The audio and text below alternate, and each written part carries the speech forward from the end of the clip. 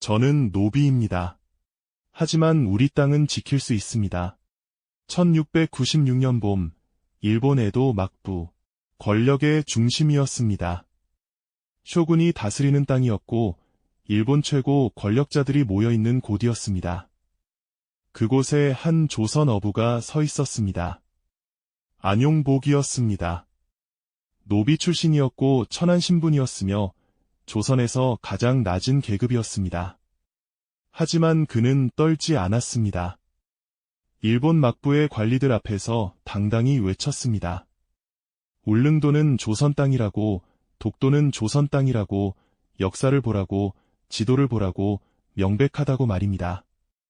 막부 관리들은 놀랐습니다.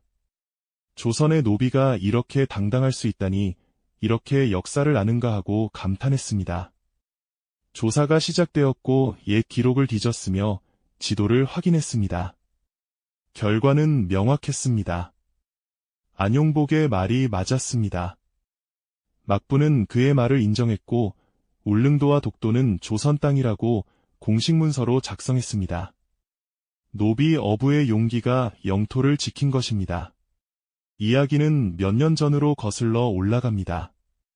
1693년 봄, 경상도 동네의 한 포구였습니다. 바다 냄새가 가득한 어촌 마을이었고 안용복은 그곳에서 태어나고 자랐습니다. 노비였습니다. 아버지도 노비였고 할아버지도 노비였으며 대대로 천민이었습니다. 자유가 없었고 주인의 명령에 따라 살아야 했으며 언제든 팔려갈 수 있는 처지였습니다. 하지만 바다만큼은 달랐습니다. 바다만큼은 자유로웠고 신분을 묻지 않았으며 실력만 있으면 됐습니다. 안용복은 어릴 때부터 고기를 잡았고 그물을 던지고 낚시를 들이우고 파도를 읽고 바람을 느꼈습니다. 바다는 노비든 양반이든 상관하지 않았고 고기를 많이 잡는 자가 좋은 어부였습니다. 안용복은 뛰어난 어부였고 어떤 날씨에도 바다에 나갔으며 거친 파도도 두려워하지 않았습니다. 동료 어부들이 감탄했습니다. 안용복은 바다를 읽는다고, 물고기가 어디 있는지 안다고, 타고난 어부라고 말입니다. 그의 봄도 그랬습니다. 안용복은 동료 어부들과 함께 울릉도로 향하기로 했습니다. 울릉도는 조선 땅이었고 동해 한가운데 있는 섬이었으며 사람이 살지 않는 빈 섬이었습니다. 조정은 외구의 침입을 막기 위해 백성들의 울릉도 거주를 금지했고 이것을 공도정책이라고 불렀습니다. 섬은 비어 있었지만 바다는 풍요로웠고 고기가 넘쳐났으며 전복이 지천이었고 미역이 빼곡했습니다. 해마다 봄이 되면 어부들은 울릉도로 갔고 고기를 잡고 미역을 따고 전복을 캔 뒤 여름이 오기 전에 돌아왔습니다. 안용복 일행도 그렇게 했습니다. 배를 준비하고 식량을 챙기고 그물을 손질한 뒤 동해를 건넜습니다. 며칠을 항해했고 파도가 거셨지만 안용복은 익숙했습니다. 마침내 울릉도가 보였고 푸른 섬이었으며 나무가 울창했습니다. 배를 대고 섬에 올라진을 쳤고 본격적으로 고기를 잡기 시작했습니다.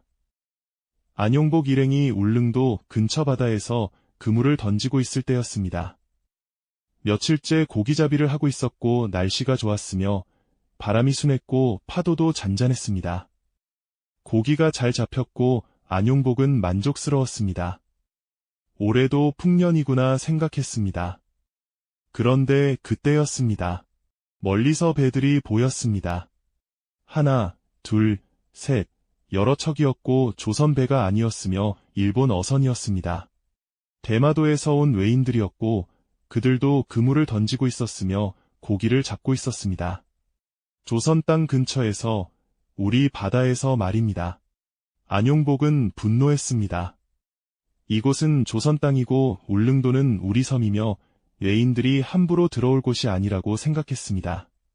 안용복은 화가 났고 거짓말이라고 외쳤으며 울릉도는 예로부터 조선 땅이었다고 역사를 보라고 말했습니다.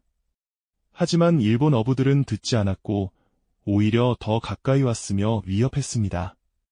양쪽은 대치했고 긴장이 흘렀으며 바다 위에서 조선 어부와 일본 어부가 마주 섰습니다.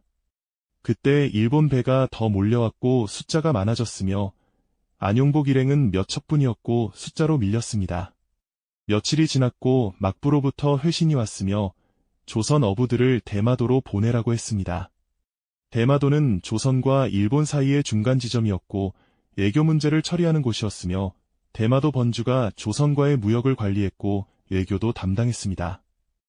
안용복 일행은 다시 배에 실렸고 대마도로 향했습니다.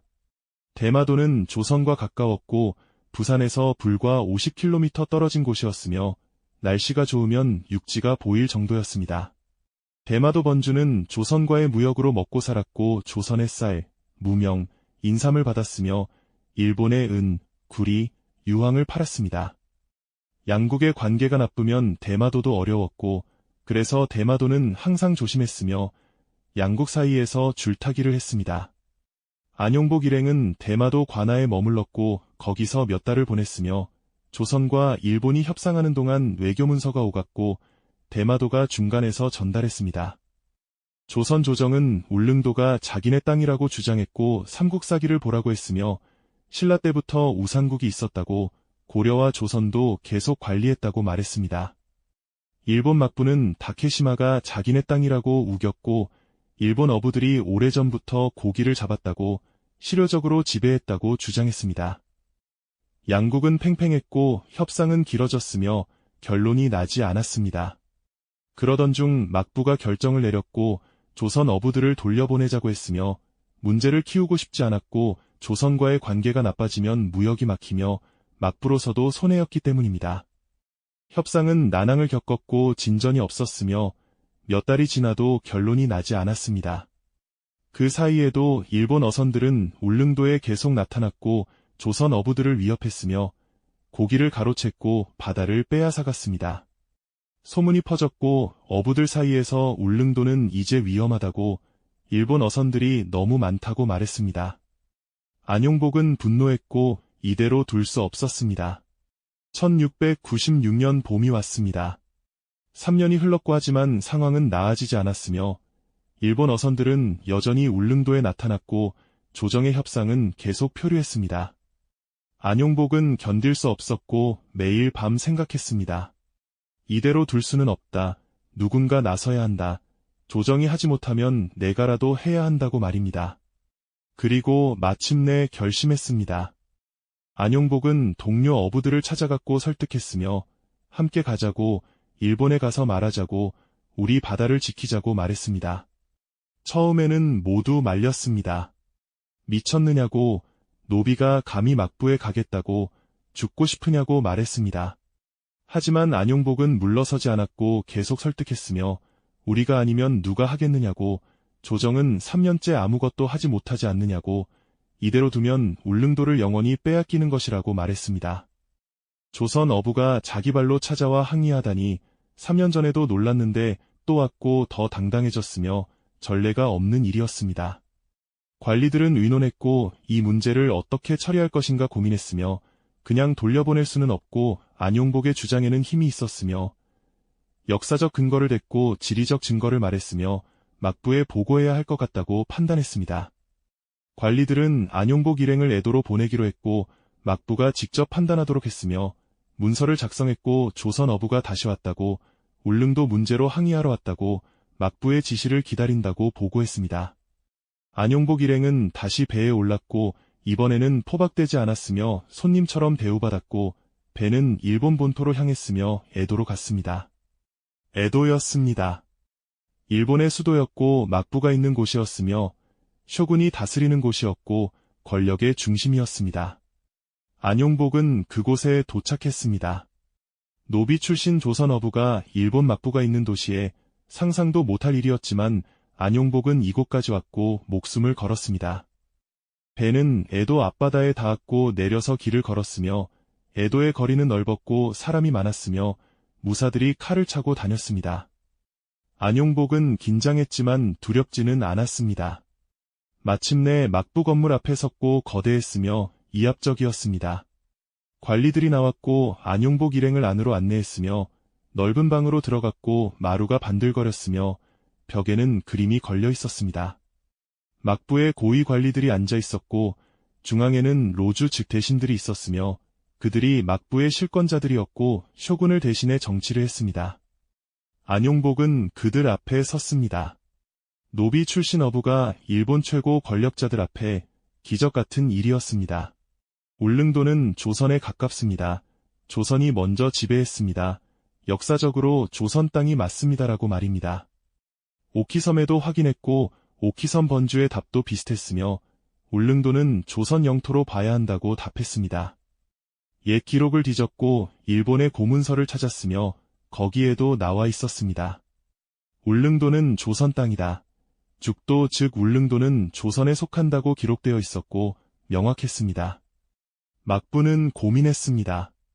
인정할 것인가 계속 우길 것인가 판단해야 했고 하지만 증거가 너무 명백했으며 조선의 주장이 옳았고 안용복의 말이 맞았습니다. 게다가 조선과의 관계도 생각해야 했고 무역이 중요했으며 관계가 나빠지면 손해였습니다. 막부는 결정을 내렸습니다. 울릉도는 조선 땅이다.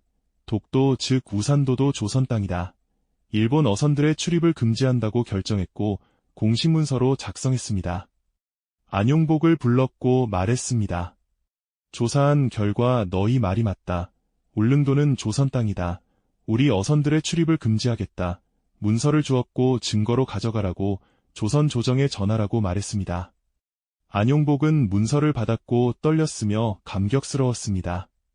해냈습니다. 노비 출신 어부가 일본 막부를 설득한 것이고 조선의 영토를 지킨 것이며 역사상 전례가 없는 일이었습니다. 하지만 안용복은 혼자였고 권력도 없었으며 배경도 없었고 노비였으며 천민이었습니다. 그에게는 있었습니다. 진실이, 용기가, 신념이, 행동이 있었고 그것으로 충분했으며 막부를 설득했고 영토를 지켰으며 역사를 만들었습니다. 역사는 기록합니다. 권력자의 이름만 기록하지 않고 용기 있는 자의 이름도 기록하며 옳은 일을 한 자의 이름도 기록하고 신분이 낮아도 상관없으며 가진 것이 없어도 상관없고 진실을 말한 자, 용기를 낸 자, 행동한 자를 역사는 기억합니다.